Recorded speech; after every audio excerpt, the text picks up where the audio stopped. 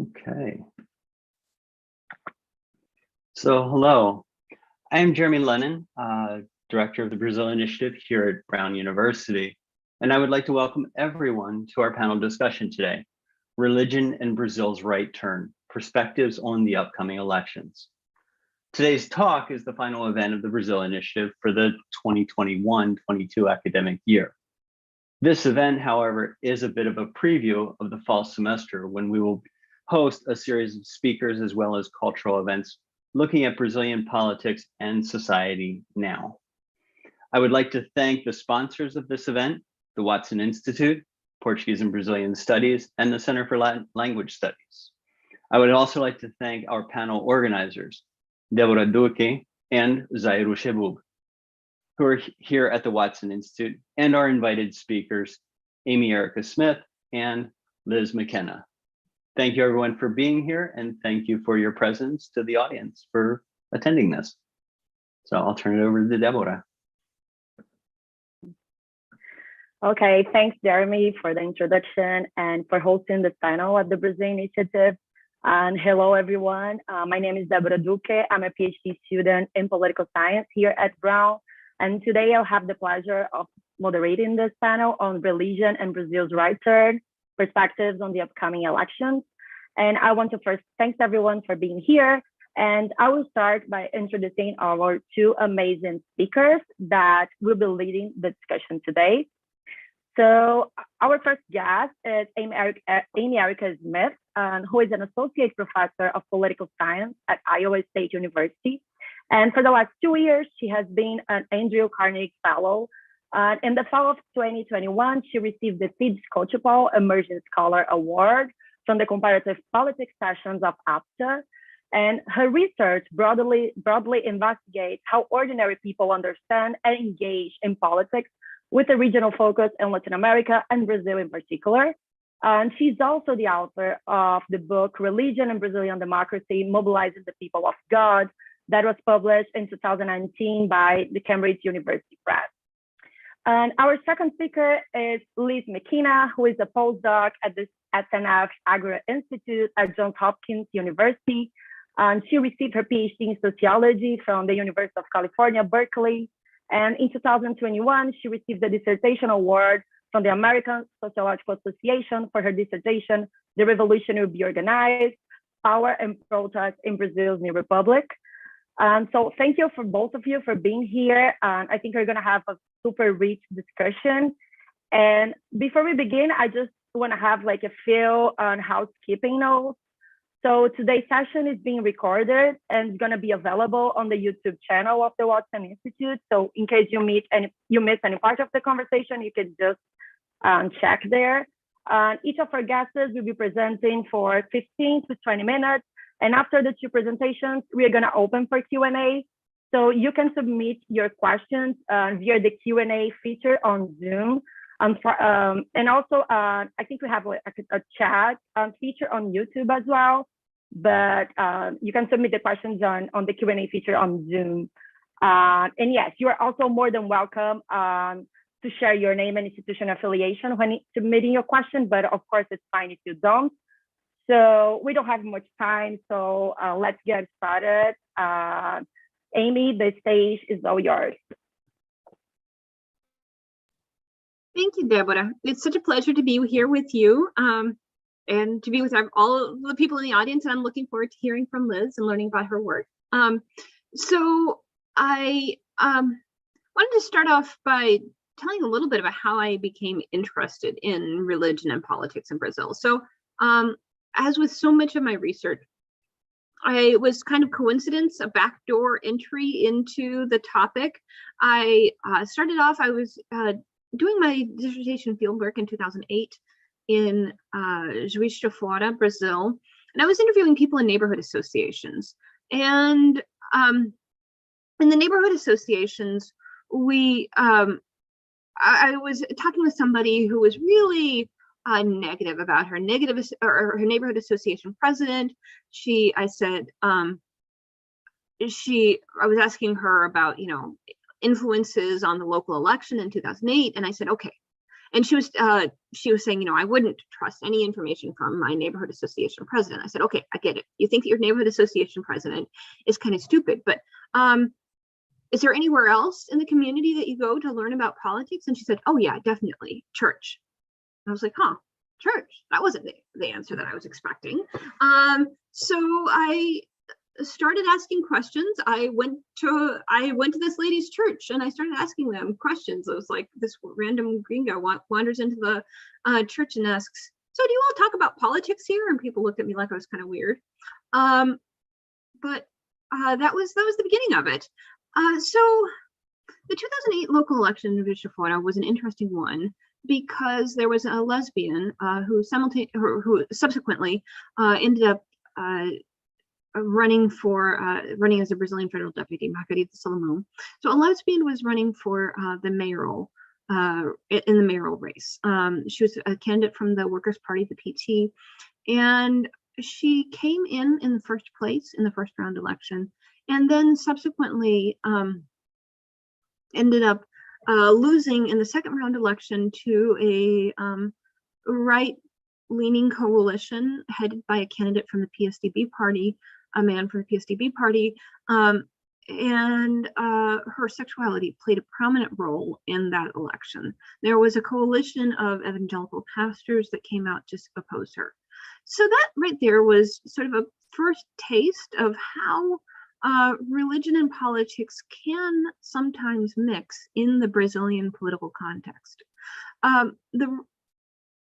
My work has found over and over again that sexuality politics issues play a key role in mobilizing the religious vote in Brazil and across Latin America.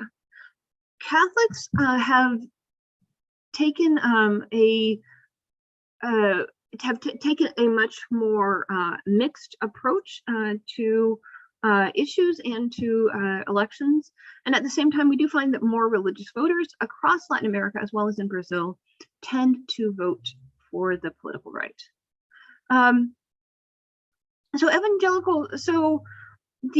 If we look at the relationship between evangelicals and political issues, we find a very strong conservatism specifically on social issues in Brazil and across Latin America, on issue positions. But if we look at voting behavior specifically, not issue positions, we find a much more mixed story about the role of religion. In Brazil, the common phrase that's been used by pundits to talk about the evangelical vote has been the word pulverization, which appears over and over again in punditry on the topic.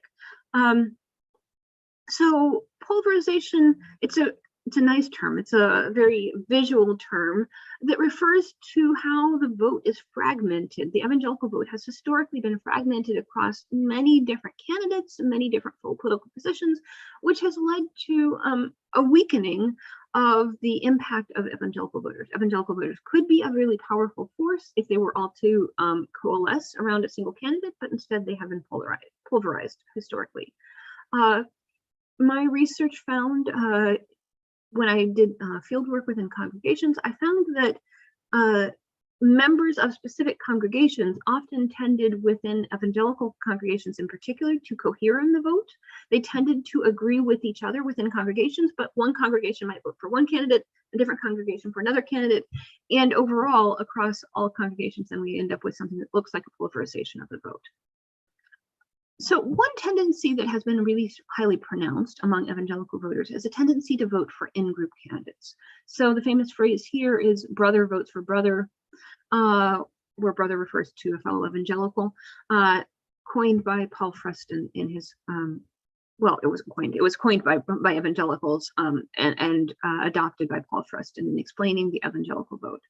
So evangelicals have tended to be fragmented across many different candidates, and at the same time we also find a tendency of evangelicals to vote for in-group candidates, that is members of their own religious group, and likewise, of course, Catholics have tended to vote for for members of their own religion, or that is to be prejudiced against evangelical candidates. This is a tendency not only in Brazil, but across Latin America. As far as an ideological tendency of evangelical and religious Catholic voting, we have not historically seen a strong ideological tendency up until really quite recently. The reason for this is that evangelicals have tended to be highly socially conservative, but they often take more progressive positions within the Latin American context. They've often taken more progressive positions on things like welfare policy, even the environment. My research shows that there is a strong current of environmental concern among evangelicals. So in elections that have prioritized issues other than sexuality politics, evangelicals' social conservatism on sexuality politics issues has just not been a driving force in elections. So across Latin America, my work and the work of other people shows that evangelicals and Catholics who are highly religious tend to vote for the right under specific conditions, specifically under conditions of high polarization, of high political polarization, high legislative polarization, and when sexuality politics issues become more salient. So in a working paper with Taylor Boas, I show that sexuality politics tend to drive voting to the right, or tend to lead to a correlation between sexuality politics and between evangelicalism and the vote, and likewise between religiosity and the vote. So where does this leave us in terms of understanding Brazilian politics? For those of you who've been paying attention to Brazilian politics, you probably know the narrative that evangelicals were really, really important in Brazil's 2018 presidential elections. What's interesting to know, what might get lost in a lot of this narrative, is that this was pretty much unprecedented in Brazilian politics.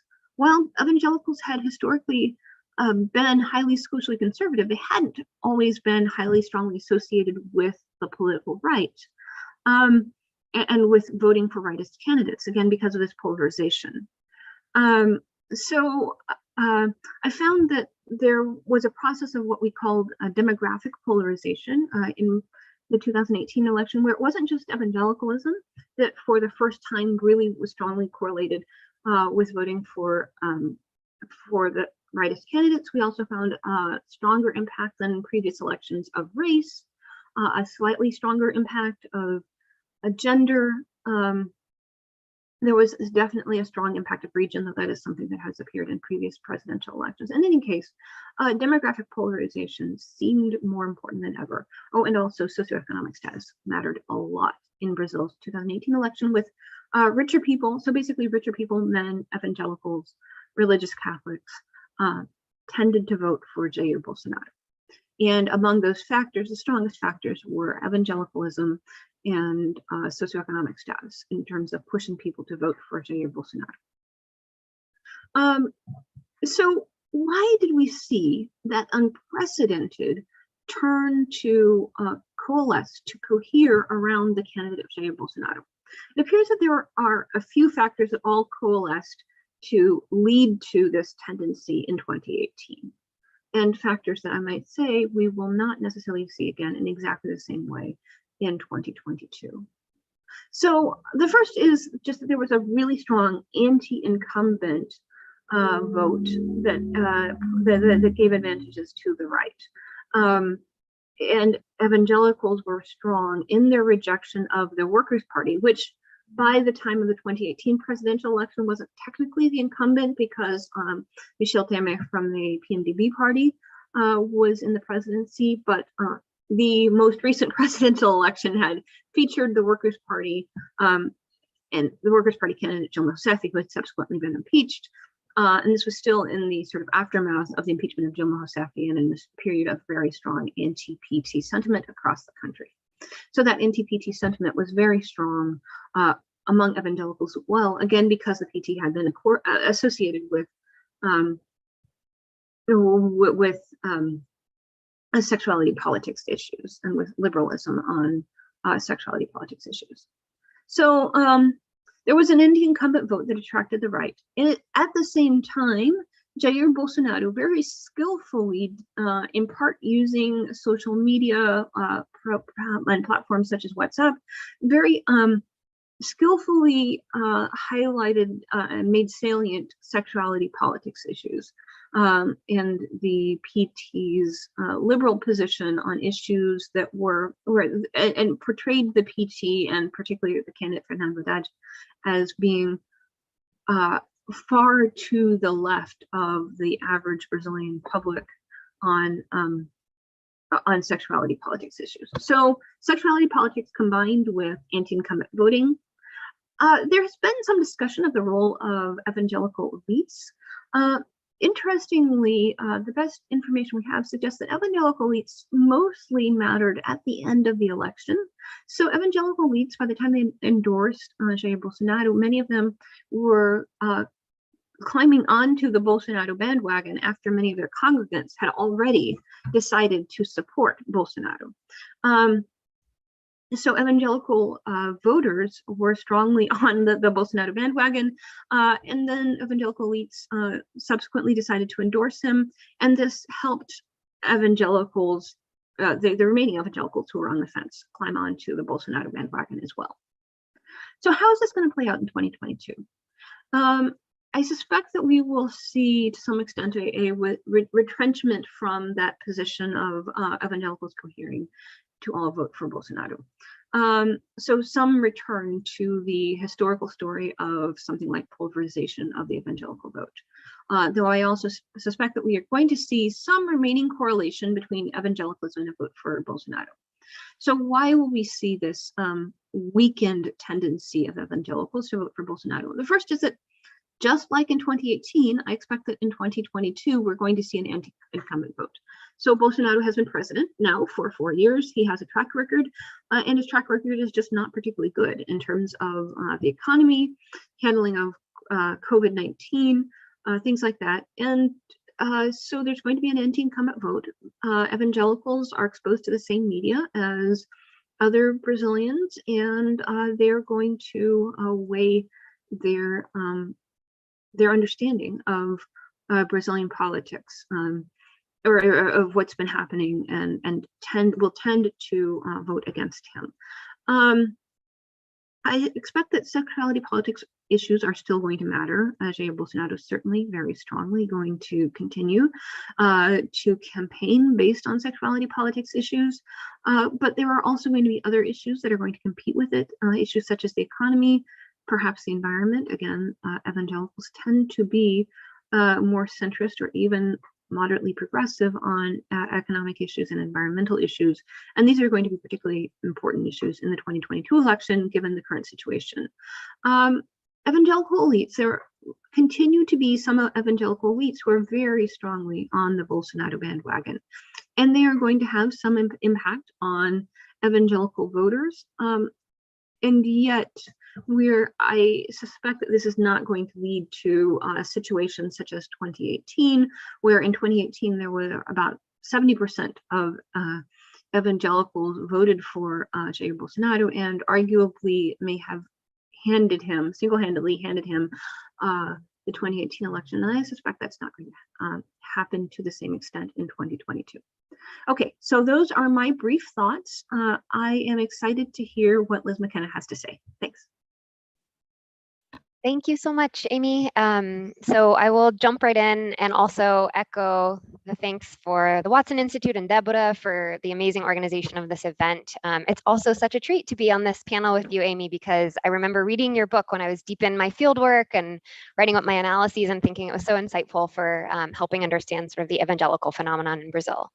So I'll also give a little bit of background about how I came to this subject. I'm a sociologist and currently a postdoc at Johns Hopkins. My research focuses on right and left-wing political organizing in the US and in Brazil.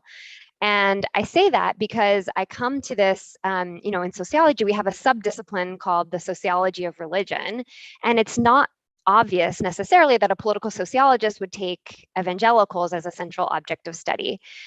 But like Amy, it quickly became clear to me in my research that it was impossible to talk about state-society relations in Brazil without talking about the evangelical phenomenon. And instead of fieldwork in Juiz de Fora, I was actually doing fieldwork in Brasilia, trying to map all of the different political organizations. I started with the political parties. It was easy to map some of the social movements in their orbit, the labor unions and so forth. But what kept coming up over and over as one of the most influential power blocks in Brasilia were different denominations, different organizations, and different bancadas, most importantly, the Evangelical caucus. So in the brief time I have today, I actually do have some slides. I'll pull them up, but I'm going to suggest that I think the analytic shift we have to make in understanding the kind of Pentecostal phenomenon in Brazil is that it's far from a religious revival. It's actually the most powerful social, political, and cultural movement in Brazil. That, of course, as Amy said, contains multitudes and many contradictions, but it's quite different than what we might expect in it, just leaving it in the sociology of religion or in many of the kind of canonical books about civil society in Brazil. Pentecostalism is nowhere to be found. And that, I think 2018 showed us almost more than any other kind of watershed political event will change moving forward. So I do have a few slides. I think I'll start actually, let's see, with the point that Amy made about consensus or lack thereof is really quite striking when we look at the breakdown of Bolsonaro's electoral coalition in 2018. So this is Datafolha polling that happened just before the second round of the election, and you see broken down by different educational, income, demographic, regional, religious, and age categories support for Haddad or Bolsonaro. And evangelicals were tied with voters from the Centro-Oeste in terms of their levels of support for Bolsonaro. So no other demographic category supported Bolsonaro more. So it was, I think, 70% at the time. Whereas Catholic was tied. It was, definitely within the margin of error, right around 50%. And then the 4 or 5 categories that supported Haddad more strongly were those that had lower schooling, were in the lowest income bracket, and subscribed to Afro-Brazilian religions, Umbanda and Candomblé. Okay, so what explains this radically different, outcome in terms of support for Bolsonaro in 2018? Is it because they have really different political ideologies? Well, there's a number of ways you could ask this question. And I think Amy's point about focusing on sexuality and gender politics is an important one. But if we look to what Catholic versus evangelical voters in Brazil believe about political economy, they're virtually indistinguishable on questions like, it's the responsibility of the government to take care of very poor people who can't take care of themselves. Or when jobs are scarce, men should have more right to a job than a woman. Or more people are better off in a free market economy, even though some people are rich and some are poor. So on political economy measures, it's really hard to distinguish these two categories, the two kind of major religious categories in Brazil. What about if we look to the antipetismo that Amy was talking about? So indeed, there absolutely was a strong current anti-incumbent vote. But one thing that I found striking, kind of looking into the history of Lulismo and its connections to the evangelical phenomenon, is Lula deliberately chose José Alencar as his vice president running mate in 2002, who, although he was Catholic, had ties to the PL, which is the party in Brazil with the largest number, at the time it had the largest number of evangelicals. Here you see a picture with Lula chumming it up with Edir Macedo, the head of Igreja Universal. Over there on the bottom is Dilma with Crivella. And then on the left, we see the picture of Lula sanctioning a law that creates the national holiday, the National March for Jesus. And so while it's absolutely true that there wasn't that level of consensus that I showed in the first slide, 70% of evangelicals did not support Dilma, for example. They were a little bit more mixed. Around 2002, and even up through parts of the second half of Lula's administration, evangelicals and certainly the elites were actually in favor of Lula. And that was actually borne out even just before the 2018 election. So this is an aggregate levels of support for Bolsonaro versus Lula right before Lula was removed from the ballot in September of 2018. So the box plot just plots all of the different levels of support among evangelicals, and the median, or the, Lula was actually polling higher very slightly than Bolsonaro was. And this was just a month before the election. And that is also, I think, the phenomenon that Amy mentioned about sort of the pulverization, the almost complete lack of party identification among most religions in Brazil, among most people in Brazil, in fact, with the slight exception of the PT, where we see that Catholics, 16% of Catholics identify with the PT, whereas only 9% of evangelicals identify with the PT. But the real striking takeaway from this is just, the 68% plus of voters who don't identify with any political party at all, which helps us understand why we see these massive swings happening. What about their socio-demographics? So, we do know at the beginning in the first slide that poorer voters with less education were more likely to vote for Haddad. But if we look at the composition of the different religions in Brazil, the racial identification of evangelicals on the last bar over here and Catholics in the middle look pretty similar. The Catholic is slightly more white. Espírita is by far the whitest religion in Brazil. And the plurality of evangelicals identify as pardo or brown. But there's not a real striking difference in terms of the racial identification across those two religious categories. And similarly for personal income, so this is measured in monthly minimum wages. The top bars, the skinny bars on the top, are the richest Brazilians who earn more than 5 minimum wages a month. And below the pink, so the 2 to 5 categories, the kind of hot pink. Below that, we see the evangelical crentes end up being slightly poorer than certainly the Espírita religion, but not terribly different in terms of the income makeup of Catholics as well. So the other kind of point that I think is worth noting and the different kind of distinguishing these two major religious categories in Brazil, I love this quote from Andrew Chestnut where he says, "Declaring oneself an atheist on the urban periphery in Brazil is tantamount to revealing oneself to be a Pentecostal at a cafe in the Latin Quarter of Paris." And so it's not just that there is an identification as Catholic or identification as evangelical or a particular denomination. There's an intensity of that identification. Simone Bon did a really nice study of how often different denominations attended their cultos, and they found that the vast majority of Catholics are what they kind of joke to be IBGE Catholics. When the census calls, they identify as Catholic, but they rarely go to Mass. Whereas on average, voters or respondents who identified as evangelical went 2 or more times a week, and almost 95% of them tithe to their church. So there's not just this kind of identification difference, but the intensity of the identification, the belonging, the place where you go, that's both a place that's both your social and your political home, lends itself to the kind of articulation processes that I think we're seeing among the evangelicals in Brazil. So in my research, as I mentioned, I went to Brasilia and I tried to sort of map all of the 35 political parties and the different capital fractions, the social movement organizations, the labor organizations, the think tanks in their orbit. And I followed them prospectively over time in the lead up to the 2018 election to see sort of how the networks were shifting. And as with that poll that I shared, and actually I think honestly what we're seeing right now is a lot of hedging among the evangelical leaders, and in particular the 2 yellow nodes in the middle represent the Igreja Universal and Assembleia de Deus, one of the ramifications of Assembleia de Deus.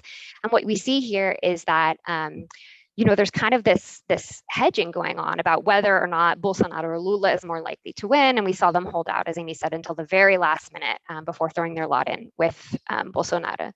And so sort of the key thing, the key kind of point or takeaway that I found is that these alignments and these realignments, so moving from Lulismo to Bolsonarismo, have a lot more to do with sort of strategic and organizational articulation processes or call and response that the clergy have with their congregations. And I think Amy did a wonderful job explaining that in her book, but also the politicians with the evangelical elites. And so another kind of key point here is that, it's the political significance of these kind of yellow nodes in the middle that have really high between the scores that are the coveted kind of block right now in terms of the fall election, is that they actually don't yet outnumber the Catholics. So it's not about merely aggregating all of the crentes, and because Catholics still, not for very long, but still outnumber evangelicals. But it has to do with their capillarity, their articulation, and their organization. They first penetrated in communities, and then only in the 80s, post-dictatorship, did they move into the political party realm, the legislative realm, the executive, and then with Bolsonaro's first appointment of a Supreme Court minister, the judiciary. So I think one more point I want to make on this is that I think, especially for Americans or people who are coming into, clearly this is an audience of people who are thinking about Brazil, who are thinking internationally, is that we tend to use categories like evangelical in the US as this is an ossified voting bloc. But rather, these politicians can engage in call and response with them. That's exactly what's happening right now. When Lula said something about abortion, there was quick, kind of re-articulation around the Pentecostals, or the people who were PT supporters at Pentecostal, trying to understand or re-articulate or reformulate what Lula had said, or not, to their peril. And we think we saw that with Haddad in particular in 2018. So if we look to the 2022 scenarios, the latest poll that I saw, this is from Datafolha at the end of March, the sort of top 5 candidates, most likely candidates, and their levels of support by religion, Catholic or evangelical. So we see here, Bolsonaro has more support among evangelicals than he does Catholic, Lula more among Catholic than evangelical. But the difference between these kind of two, I don't think my cursor works, sort of the Bolsonaro evangelical vote and the Lula evangelical vote is actually only 3 points different. So we see this kind of dramatic dynamic shifting vote from 70% support to just a third. Of course, we have 5 more months. Who knows what's going to happen? I will, however, point out that was the non-spontaneous vote scenario. When the respondents were asked for their spontaneous candidate preference, we do see among evangelicals a wider margin for Bolsonaro as opposed to Lula. But at any rate, Lula is absolutely competitive among this electorate that voted, 70% for Bolsonaro not 4 years ago. And so the question is, I did some political organizing in Ohio, and there was a famous phrase, as goes Ohio, so goes the nation. Not so anymore, but that's the question, is as go evangelicals, so go the nation. And Lula and Bolsonaro and their campaigns certainly think so. I'm just going to flip through some of the recent headlines about this sort of power struggle happening right now within the different denominations. Lula and Bolsonaro are fighting to get the support of different evangelical leaders. Bolsonaro goes to the Assembleia de Deus convention and campaigns. Lula, this was just last month, said that everyone should have right to abortion and became the target of some evangelicals. And then PT, in attempting to attract or re-attract the kind of Pentecostal base that they once had, is trying to build podcasts, sending Lula out on campaigns, campaign stops. And then here, this last article I found was about Bolsonaro and sort of his waxing and waning support among the evangelicals. So clearly the candidates think that this is going to be the decisive electorate. And the question, I think Amy put it really well, is the extent to which they're going to be, it doesn't look like they'll be pulverized because it'll come down to 2 candidates, but certainly polarized if the margin remains that sort of 3 to 5 point difference between the 2. But stepping back a little bit more and trying to understand, be a little bit less presentist about the current election, there's been a dramatic shift in the structure and the experience of associational life in Brazil. And so this is why when I began, thinking about studying civil society in Brazil, it's really difficult to do that without understanding sort of this dark blue line and the dramatic rise of the evangelical population in Brazil. So we see Brazil, once the most Catholic nation in the world, is now actually the second least Catholic in Latin America. I think second only to Uruguay by percentage points. And meanwhile, the red line that you see here is the unionization rate, which stagnated and has only gone down since the last data were taken here. And so this is sort of a striking kind of background or landscape on which to understand the election that's happening right now and the mobilization capacity, the mobilization potential of these different actors in civil society. One of the stories that I think is most emblematic of this shift this is a photo of the headquarters of the largest labor union in Brazil, once the largest labor union in Latin America, CUT, in Braz in São Paulo. And because of the labor reforms under the Temer government, they ended up losing 95% of their revenue almost overnight when dues became opt-out instead of opt-in.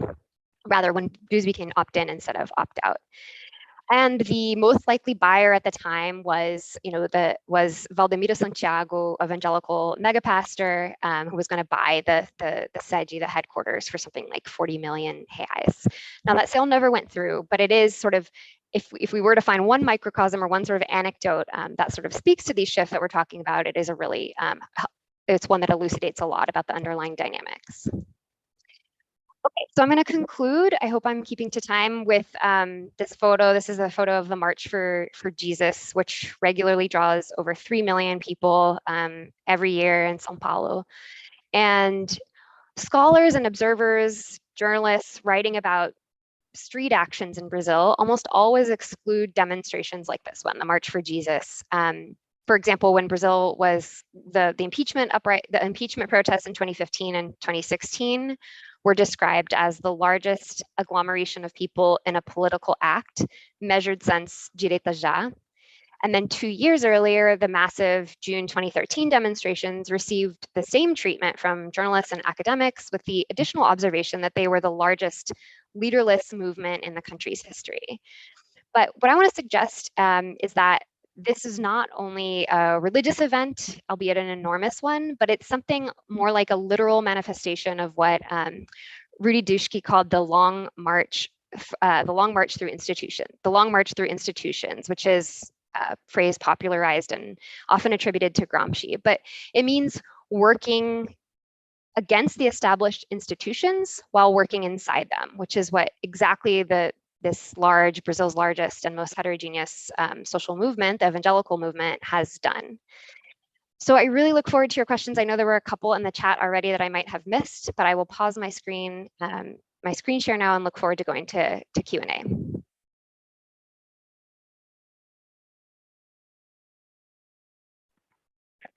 Okay, thank you so much, Amy and Liz, for the great presentation. This was like very insightful, and I think both of you kind of like bring like different perspectives to the topic, and we have like a few questions that I think we have like a lot to discuss in the Q&A. I'm trying to put some questions together, but one thing that I would like to address, I mean, to both of you, that you both like kind of mentioned that, is regarding what should we expect about in terms of like the upcoming elections, and how salient the sexuality issues and sexuality policy issues that are related to that cultural wars, how salient these issues should be during the electoral campaign, given that something that Amy just said about, well, now there are like a lot of like competing issues, like we had like a catastrophic outcome during the pandemic, we have like a huge economic crisis. So how salient should we expect these issues to come up during the election? And also, how determinant is this for the fate and for the success in general of like the evangelical leadership and of the evangelical vote? I wonder like if both of you could kind of address that. So I see this as a campaign strategy question. I mean, I think that the quick answer is it will be as salient as Bolsonaro's campaign can possibly make it. This is an issue on which Bolsonaro wins. It's a set of issues on which Bolsonaro wins. And so I mean, it is going to be in his campaign's best interest to campaign on these issues. And he will do what he can to make them salient. So in the 2018 election, this involved negative and kind of dirty campaigning, including WhatsApp and other platforms. It's not clear if he's going to succeed. He's very good at campaigning on social media, and any attempts to control social media, I think, are going to constantly be behind the ball on whatever he's doing with respect to social media. But can he make it as salient as it was in 2018? I don't know. A lot of it will also depend likewise on the Lula campaign, on so there are going to be two campaigns, each trying to highlight a different set of issues on which they win. And I think the Lula campaign is going to be focusing on issues like, most especially, the economy. So when it's, and I think there will also be other issues that we'll campaign on, such as probably there's going to be a little bit of COVID, kind of general sort of feeling of bringing the grown-ups back into the room. And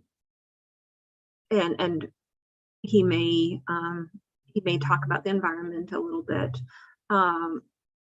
So I think that there will be various issues that Lula is going to highlight. And what will ultimately win out when it comes down to pocketbook versus sexuality politics issues, my weak bet is on pocketbook issues over sexuality politics issues at the end of the day. But I think Bolsonaro is going to, political science research would suggest that that ultimately pocketbook and sociotropic economic issues are going to matter a lot, even relative to these sexuality politics issues where Bolsonaro wins. But I'm curious to hear what Liz has to say. These are so many good questions in the chat too, and I think that would be my weak bet as well. But I think the whole point that it's a weak bet is that we're probably converging to the mean, like Amy was saying, where we don't have 75% on one side or the other. Assuming there's an election and it's free and fair and all of that, right? So I think that's probably a bet that I would guess as well. And like I gave the example of Lula mentioning the other day, this is a particularly tragic day to talk about this in the US, but when Lula said that abortion is a human rights and a public health issue, there was major blowback, both internally and from the evangelicals that he was trying to court. And so I think that's exactly right. And it actually relates, I think my response on this one relates to Eva's question in the chat here. I don't know if I can just shoehorn that in, but there's something really important, I think, to note about that particular period in, September, October, of course, there was the stabbing. This was a major unexpected event. I was in all of these Bolsonaro groups and immediately that became like a divine intervention moment. So the amount of memes that I started to get around the stabbing, where it was like, Jesus was in the operating room with his hand on the surgeon's shoulder and saying if you come through this, this is like Bolsonaro being resurrected. And then the other key point is who the other candidate was, Haddad. And Haddad has, he is the one that Amy was saying from the beginning, like the education minister, the kitschy gay, and these kind of at the very, very beginning, 10, 15 years ago, when they started to bring these up in Congress, it was Haddad who was sort of the punching bag for kitschy gay. And he had a pretty poor relationship with evangelicals when he was mayor of São Paulo. And so I think that's sort of like another factor. But also, so anyway, those are two factors that I think are pretty important. And then had we not had the judicial persecution of Lula, it might have been a much closer election and the evangelicals might have been much more split. So maybe we're seeing right now sort of the natural experiment of what that would have looked like 4 years ago, assuming that the election happens.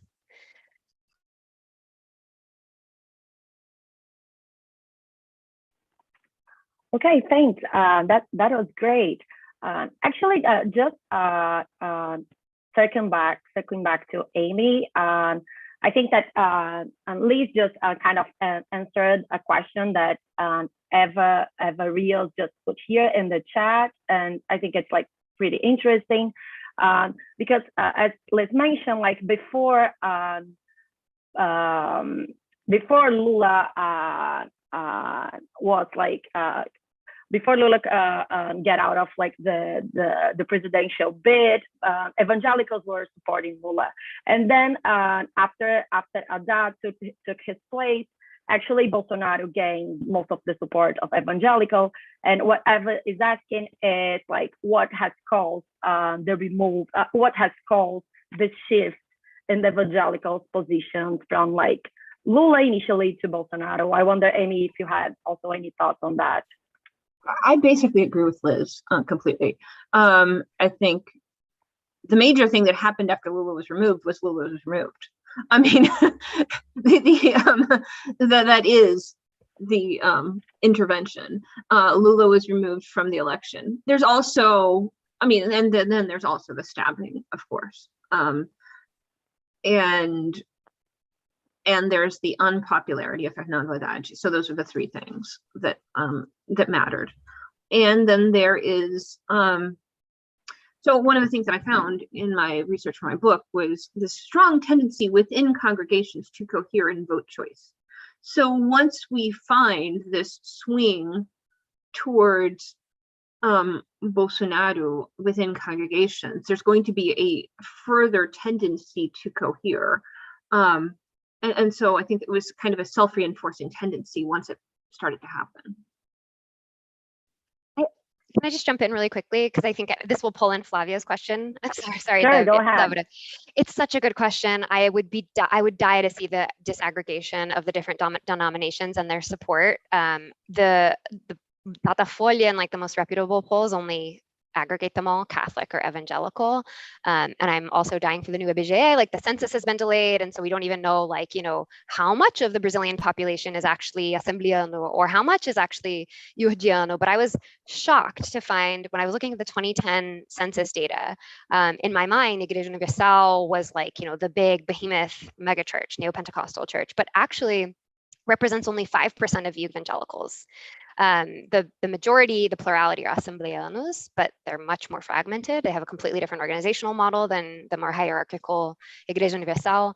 And so that works out to less than 1% of the Brazilian population in 2010, that probably changed in the past 10 years, were Yurdiano. So my roundabout way of answering your question, Flavia, and like taking Amy's insight about how the internal congregation tends to cohere, is that it could be interesting to try to understand, like, well, go to the cultos, like, what does the Macedo say? Like, what are the Yurdianos voting this time? And then choose the different three major ramifications of Assembleia and see where they're voting. And then you can start to like backwards engineer the percent of evangelicals and their support for either of the two. But much nicer would be like a survey that identifies the sub-denominations, I guess.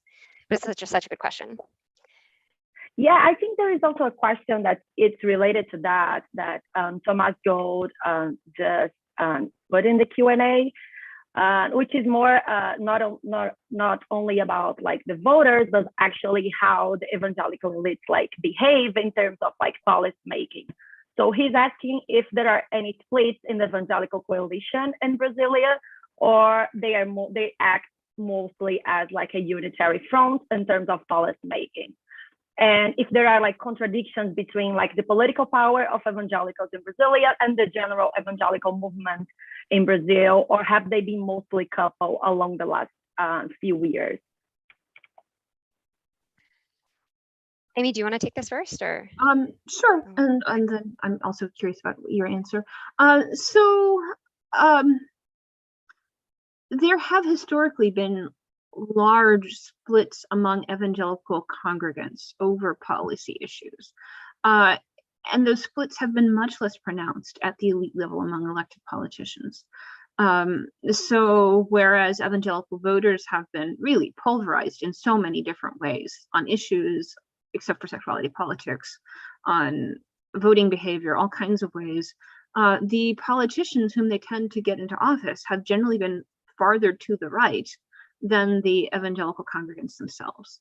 That said, historically, even within the Bancada Evangélica, the evangelical caucus in Brazilian Congress, the Evangelical Congress historically was united on specific issues that related certainly to sexuality politics and maybe even more importantly, from the perspective of many churches, to the rights of churches themselves.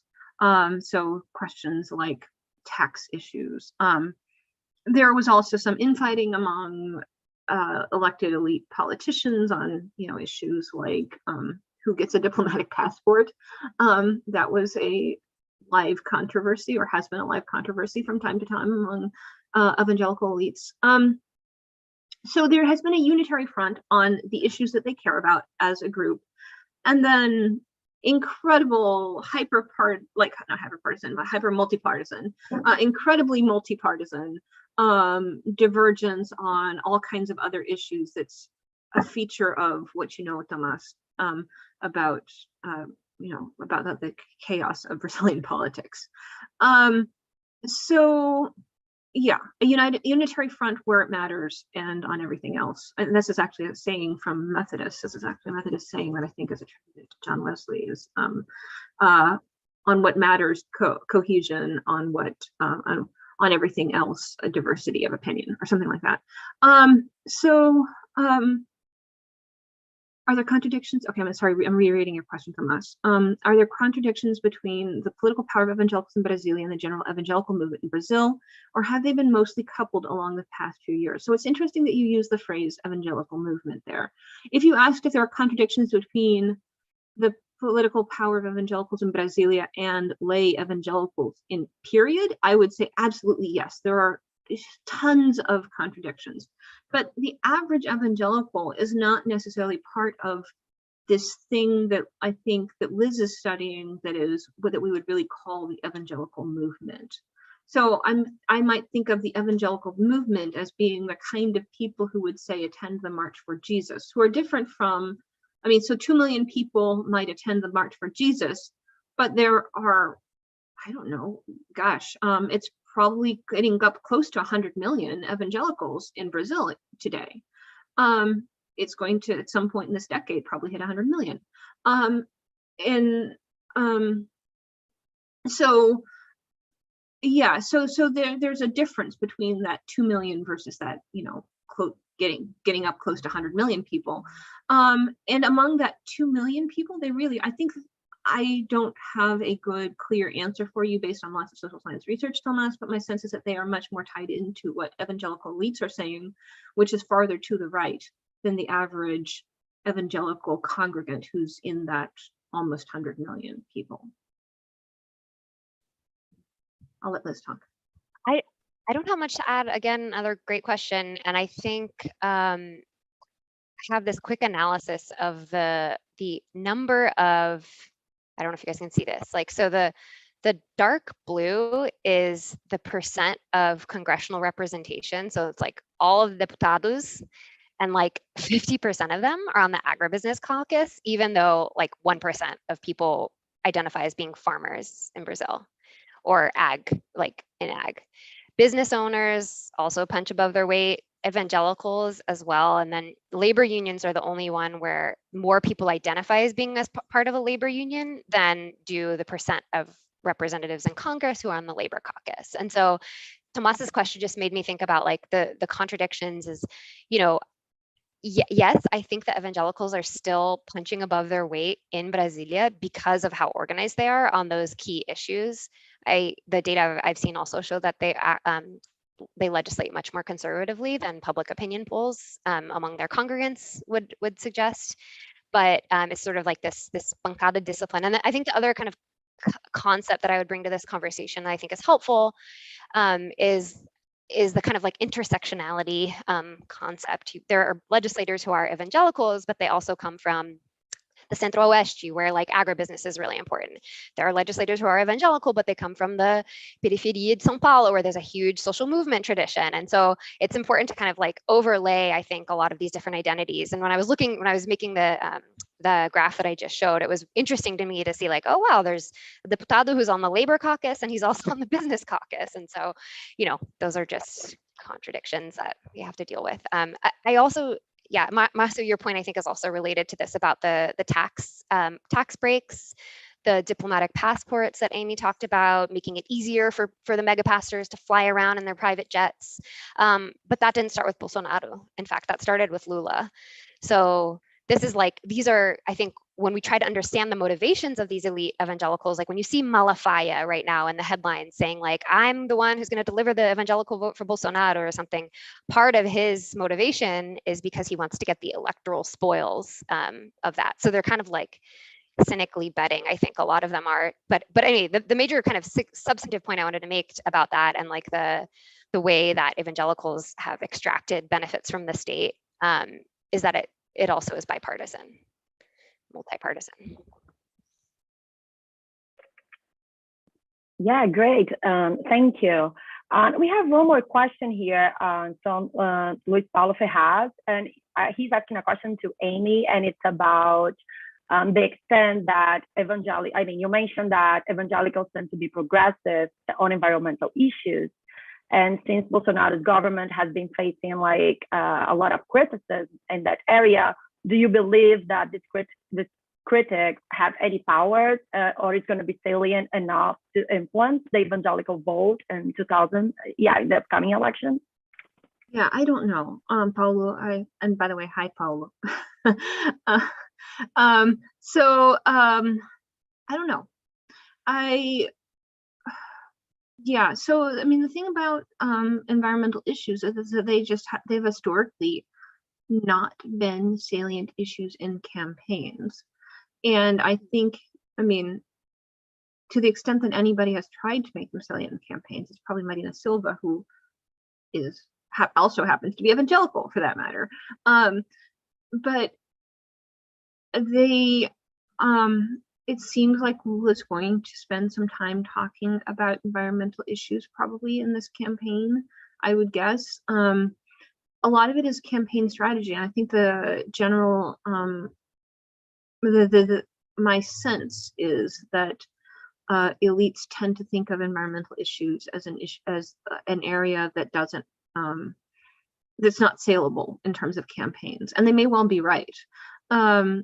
So this is an area where evangelicals tend to be progressive, and it's also one where historically people have not tended to campaign, and especially strong candidates have not tended to campaign. If Lula tries to campaign on this, he's going to get as much purchase with evangelicals as he would get with Catholics, or even, you know, people to the left of Catholics, perhaps, groups that are to the left of Catholics, perhaps. But is that going to be enough? I don't see it as being an issue that's going to draw a lot of the vote. I see it as being less salient in voters' minds than either the economy or sexuality politics issues, unfortunately.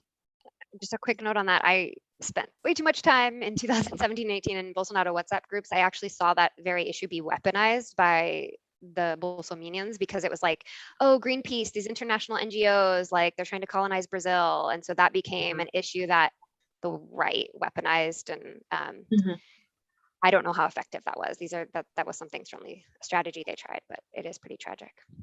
Yeah, yeah. So it's national. So on the one hand, there's pro-environment stuff, and there's also national sovereignty issues on the right, which will play out here. Okay, thank you so much. Unfortunately, we have to wrap up at 4. But I wonder if any of you want to add any final thoughts, any final comments. I think we still have time in case you wanted to add something, Amy or Liz. I have to run and pick up a kid from school, but I wanted to say thank you all. It was really a pleasure to get to meet you, Liz, and to see you, Deborah, and to see names of other people that I know on this chat here. Okay, have a great rest of your afternoon. I hope I get to see all of you in person sometime for real. Bye. Thank you. So nice to meet you. Nice Thank you so much, Deborah. Yeah, thank you so much. Yeah, thank you so much, Liz and Amy, and thank you so much everyone who attended this panel. And hopefully you're gonna have many more panels over the fall. So just stay tuned, and yeah, thank you so much everyone for joining us.